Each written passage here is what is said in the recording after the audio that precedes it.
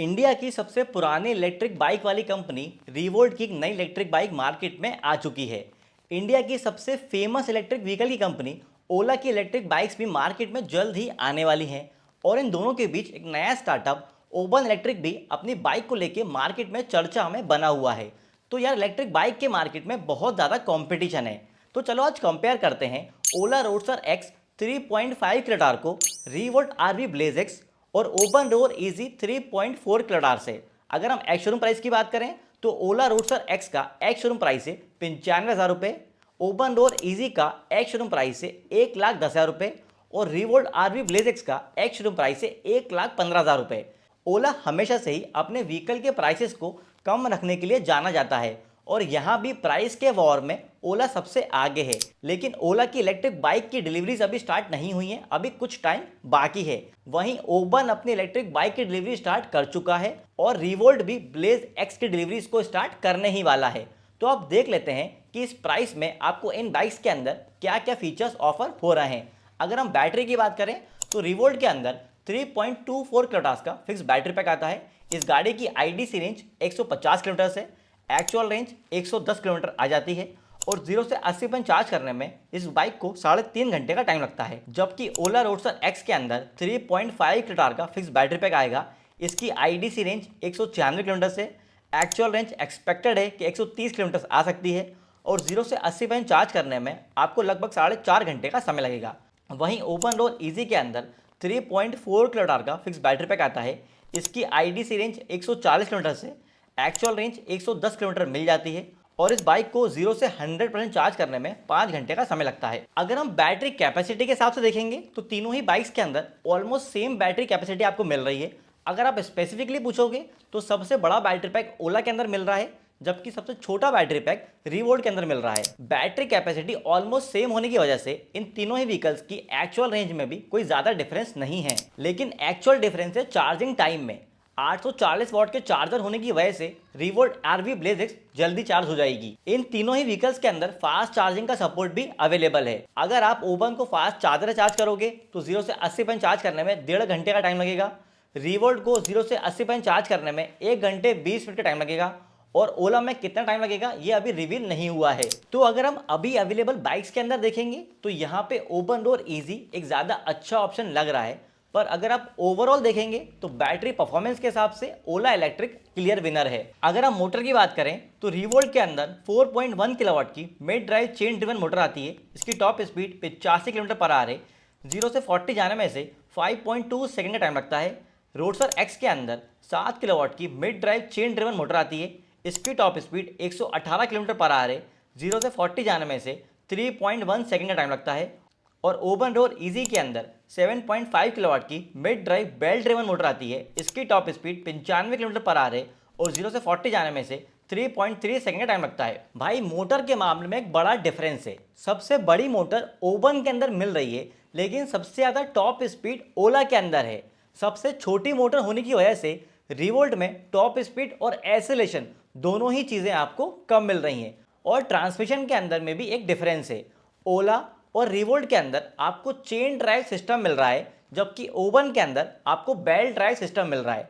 Chain drive system होने की वजह से ओला और रिवोल्ट की परफॉर्मेंस अच्छी होगी और यहाँ पे आपको बेल्ट टूटने का डर भी नहीं होगा और बेल्ट के मुकाबले चेन की लाइफ भी ज़्यादा होती है और इसका मेंटेनेंस भी कम होता है। तो यहाँ पे अगर हम ओवरऑल देखें तो ओला एक ज़्यादा अच्छा ऑप्शन नज़र आ रहा है। अब बात कर लेते हैं टायर, ब्रेक्स और सस्पेंशन की। रिवोल्ट के अंदर फ्रंट में 17 इंच का अलॉय व्हील मिल जाता है, डिस्क ब्रेक मिलता है, टेलीस्कोपिक सस्पेंशन मिल जाता है।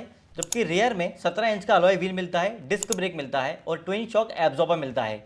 जबकि रोडस्टर एक्स के अंदर फ्रंट में आपको 18 इंच का अलॉय व्हील मिल जाता है, ड्रम ब्रेक मिलता है, टेलीस्कोपिक सस्पेंशन मिलता है और रियर में 17 इंच का अलॉय व्हील मिलता है, ड्रम ब्रेक मिलता है और ट्विन शॉक एब्जॉर्बर मिलता है।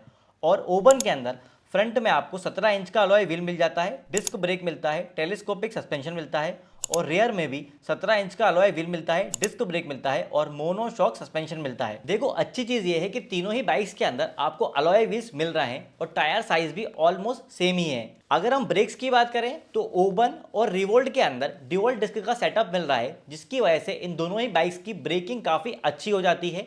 जबकि ओला इस वेरिएंट के अंदर ड्रम ब्रेक के साथ आ रहा है। तो हम ये बात कह सकते हैं कि ओला ने यहाँ पे अच्छी खासी कॉस्ट कटिंग करी है। अगर हम सस्पेंशन की बात करें तो रिवोल्ट और ओला के अंदर सेम सस्पेंशन सेटअप आ रहा है, जिसमें आपको फ्रंट में टेलीस्कोपिक और रियर में ट्विन शॉक एब्जॉर्बर मिल रहा है, जबकि ओबन के अंदर रियर में टेलीस्कोपिक सस्पेंशन आ रहा है, जिससे कि इस बाइक को टॉप स्पीड में और ट्रैफिक के अंदर चलाने में काफी ज्यादा अच्छा कंफर्ट और स्टेबिलिटी मिलेगी। तो यहाँ अगर हम ओवरऑल बात करें तो ओबन और इजी एक बेटर ऑप्शन बन जाता है। अब अगर हम डिस्प्ले पे नजर डालें तो रिवोल्ट के अंदर 6 इंच का LCD डिस्प्ले आ रहा है, जिसमें बहुत बेसिक फीचर्स हैं जैसे कि रिवर्स मोड, स्पीडोमीटर और बैटरी लेवल इंडिकेटर।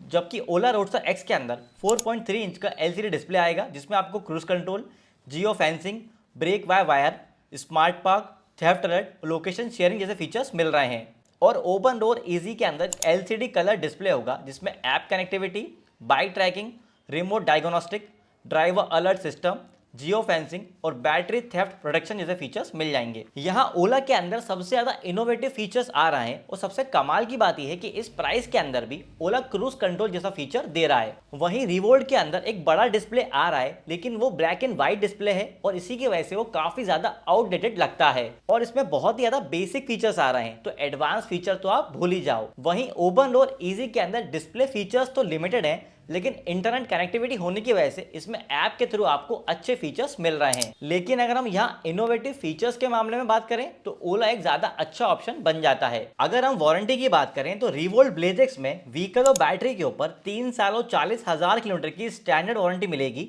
जबकि आप बैटरी और व्हीकल के ऊपर 5 साल और 75,000 किलोमीटर की एक्सटेंडेड वारंटी ले सकते हो। ओला रोडस्टर एक्स के अंदर व्हीकल के ऊपर आपको 3 साल और 40,000 किलोमीटर की वारंटी मिलेगी, बैटरी के ऊपर 3 साल और 50,000 किलोमीटर की वारंटी होगी, ये स्टैंडर्ड वारंटी है। जबकि बैटरी के ऊपर आप 8 साल की एक्सटेंडेड वारंटी ले सकते हो। किलोमीटर्स अभी डिस्क्लोज ओला ने नहीं करे हैं। वहीं ओवन के अंदर बैटरी और मोटर के ऊपर 3 साल और 50,000 किलोमीटर की स्टैंडर्ड वारंटी है।